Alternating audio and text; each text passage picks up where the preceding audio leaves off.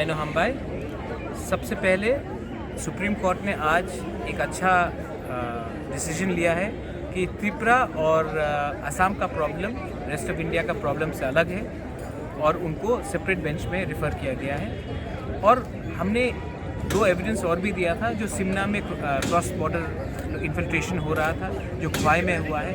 ये बात हमारा लॉयर ने बात किया और सुप्रीम कोर्ट ने इसको बहुत सीरियसली देखा है, क्योंकि त्रिपुरा का बाउंड्री डायरेक्टली बांग्लादेश के साथ है।